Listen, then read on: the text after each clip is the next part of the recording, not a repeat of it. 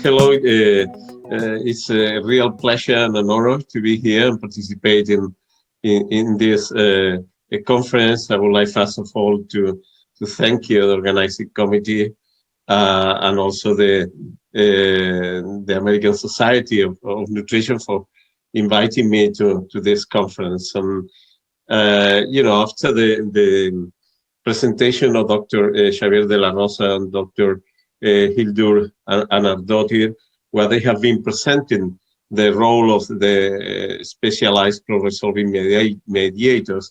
What I would like to talk to you in very briefly is about supplementation studies in human beings using SPMs. These are my disclosures. And actually something which Dr. De La Rosa has already explained, in some inflammatory conditions, there is a lack of SPMs in the injured tissue to resolve the inflammation process. This has been shown, especially in processes which are when acute inflammatory processes become chronic. There is a lack of production of SPMs from its precursors, namely EPA and DHA, and this can decrease the resolution process. The lack of production could be related to lack of synthesis of enzyme synthesis, receptor defects, intracellular signaling, or nutritional deficiency. We are talking about essential polyunsaturated fatty acids. But at the end of the day, an inadequate SPM production can hinder the body's natural recovery process, leaving the immune response incomplete and unresolved. It has been suggested that the oral supplementation of SPMs could increase SPM levels in the body to contribute to the resolution of inflammation process. And the purpose of my small presentation is basically to discuss with you the recent literature shedding light of the discovery that supplementation with SPMs may be extremely relevant. There has been published in the last year, actually in 2020, 3 studies, small studies made in human beings, in which this dietary supplement containing SPMs has been used and has been shown its efficiency. In particular, I will talk about a bioavailability study in healthy human beings, and a study in a supplementation study in people suffering from peripheral artery disease, and also healthy human beings. And finally, the last study that was published later in 2020, in which the supplementation SPMs was studied in people suffering from chronic pain.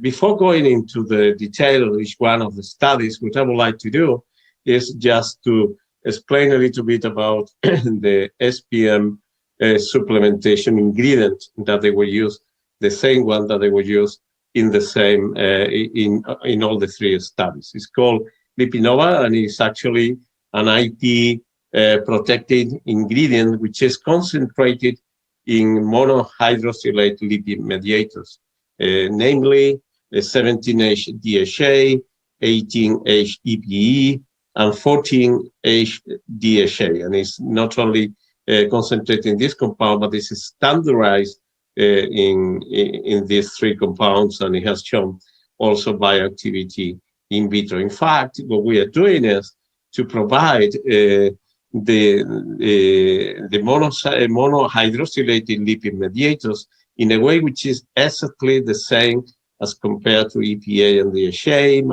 I'm talking about triglyceride form, which are digested and absorbed in the same way EPA and DHA are absorbed, but they are already the bioactive SPMs, which will be also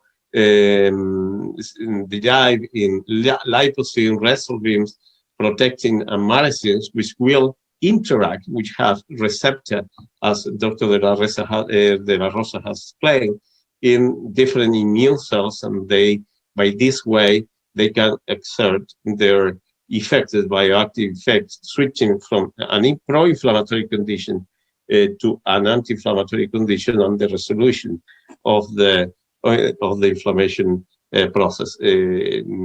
Needless to say that we are talking about SPMs, which are naturally occurring in fish oil or in algae oil, and the way that we are dealing with is to try to fractionate these oils in order to obtain this concentrated fraction containing this compound.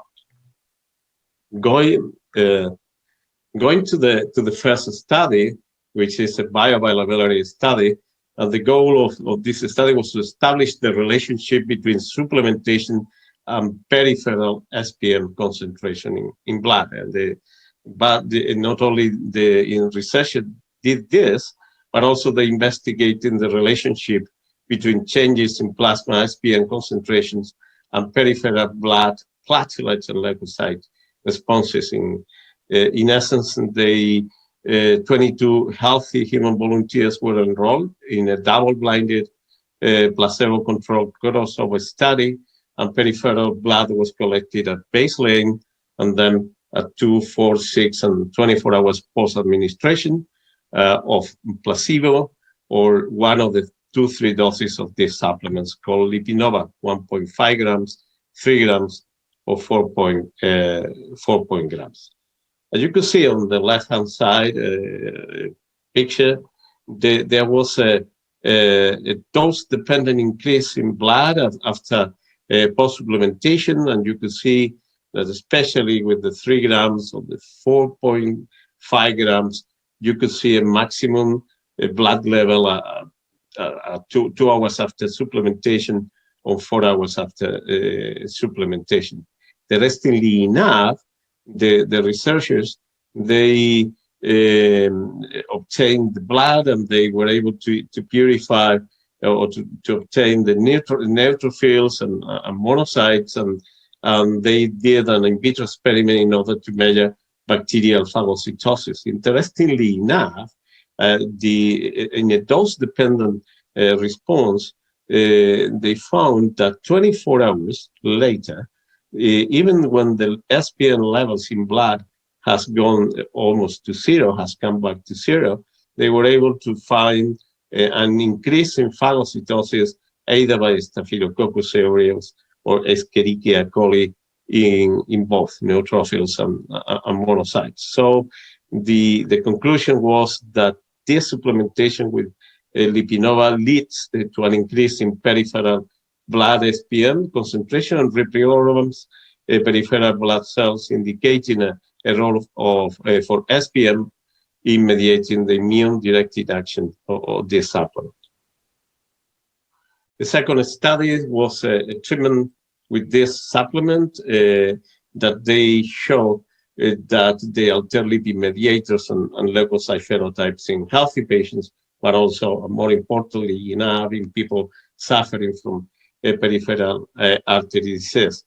The study was a prospective study of open label study of 5 days of oral administration of this supplement, given in capsules, assessing 3 escalating doses in 10 healthy volunteers and 10 patients with peripheral artery disease. In essence, what they did, they have 3 different dose escalation periods of 5 days, each one of them, with 2 separated washout periods in between them. What they found, again, it was an insignificant increase in the plasma level of SPMs. And interestingly enough, there were an increase also in blood of the level of SPMs, which real anti-inflammatory phenotype or less inflammatory and prostaglandin phenotype as compared to prostaglandins. they repeated the same kind of experiment related to phagocytosis that we saw in the earlier slide, in which they were able to show that supplementation was associated clearly with an increase in phagocytic activity of peripheral blood monocytes and neutrophils.